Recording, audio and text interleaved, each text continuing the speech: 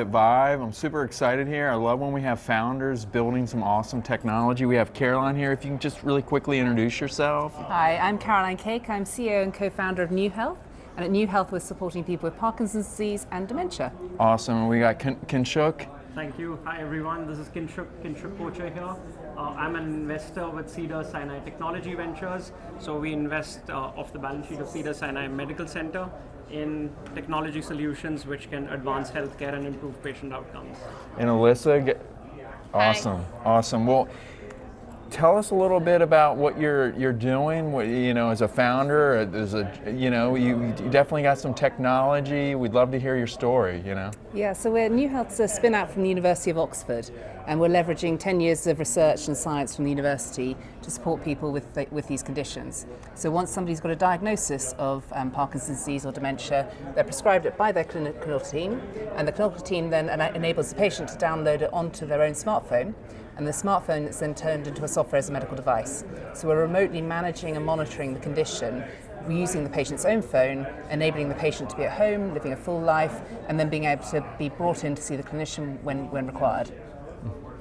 So this is not just some slow process that you just tell me with your technology, where was the starting point? Obviously you come from academics, you have research.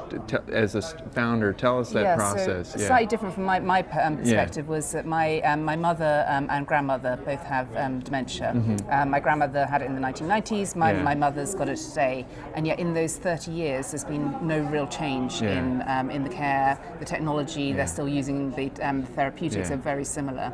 And yet it's crazy, the number of people living with these conditions are huge conditions, some of the fastest growing in the world, and hugely costly to the family members and to the communities. Yeah. And so, what is the biggest problem right now? How do you differentiate your technology? There's a lot of noise in this space. Mm-hmm. Give us some better understanding about how your technology is. Yeah, so our real differentiation is because we have this kind of 10 years of science and research from the University of Oxford, giving us very objective longitudinal data, which enables us to be able to understand how individuals are progressing. We can develop risk scores. We can actually help the whole clinical team see across their cohort of patients using it really readily, easy to use technology that's available in their own smartphone. So it's the kind of ease of being deployed. We have really great patient engagement, generating a lot of really rich longitudinal data, and then being able to actually use those algorithms to help the clinical team manage that condition more effectively. So it's how it's integrated in the clinical pathway and how we get great patient engagement, all using the data, objective data from Oxford. Can you share a little bit more about the technology? So we've had family members who've had Parkinson's, and it's hard to watch, right? It's a decline, and I guess it can be slow, it can be faster, but regardless, it's a decline. And I remember back to my medical school days that one of the things they would talk about is handwriting, but people don't really write much anymore. So can you just talk a little bit more about the technology and what you're able to monitor? Because I think it's fascinating, really. It is. I mean, it's such an interesting area in terms of for Parkinson's. What we're doing is picking up changes in motor skills. Okay. So they'll say R into the smartphone. They'll then put it in their pocket, and it's picking up using the accelerometer. It's picking up their kind of sway. They walk up and down. It's picking up the kind of the changing gait as they're doing that. There's then a reaction time and a finger tapping test. So it's replicating the types of exercises they'd be doing in the clinic setting. There's a tremor exercise at rest and postural, and it's picking up all of that. And then it's using, in the research in Oxford, they've been bringing the patients into the clinic, and they were capturing then all the clinical data alongside the digital data. So we can then use all of that data to then generate the clinical scores off the digital measures. That's amazing. And you can just use a cell phone as is, you don't need Android and iOS, we can use both. Amazing. So on the patient's own phone, and what's important about that is it's familiar to the patient. Right. So they're already in a position of kind of lots of things going on around them, and to have the familiarity of using a technology that they're comfortable with, doesn't need, and the clinicians don't need to deploy any other hardware. It can all be used off the phone. So how do you get about like diffusion? Like, is it with neurologists? Tell us about the adoption, the awareness. How does that go? Yeah, so we're already up and running in about 7 hospitals in the UK and the NHS, and our first sites here in the US, starting with the guys at Cedars. And from the clinical point of view, the information is presented back to the clinicians into their clinician dashboard, which at Cedars is set up in Epic, so they can easily see built into their workflow, and then they can just click on that and see how the patient's doing. So when the patient comes in, they can see longitudinally how that patient's been doing, but they can also see across all the patients who's starting to change, who's looking stable, who actually is perhaps not looking and perhaps needs some support and reach out, and so you can actually start more proactively caring for patients as well.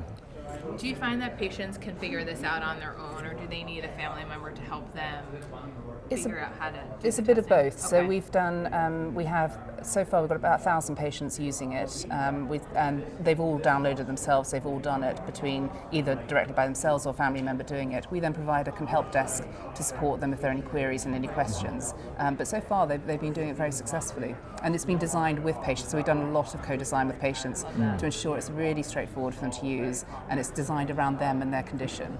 I'm so happy you said that, because I'm often asked about the physician lens, and I'll advocate all day long, to have physicians, nurses at the table, but patients are just such important parts of all of this, and not only are they advocates, but even family members of patients with part, right? Exactly, but just to yeah. include the person who's actually using it or supporting their loved one using it, I think.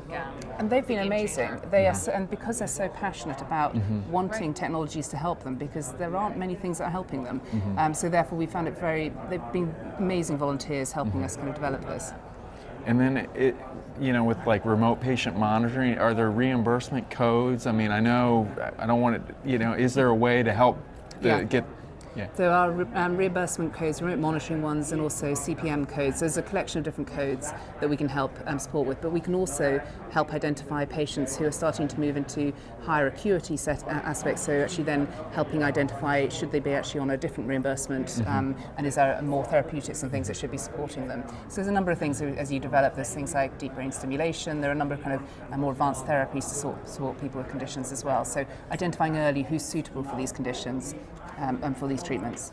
What are some opportunities you have to scale outside of Parkinson's? Because it seems the technology is so robust and has been well vetted that there may be other applications. Yeah, so we're supporting people with dementia too. So we just in the UK, our first contracts with dementia patients have just started.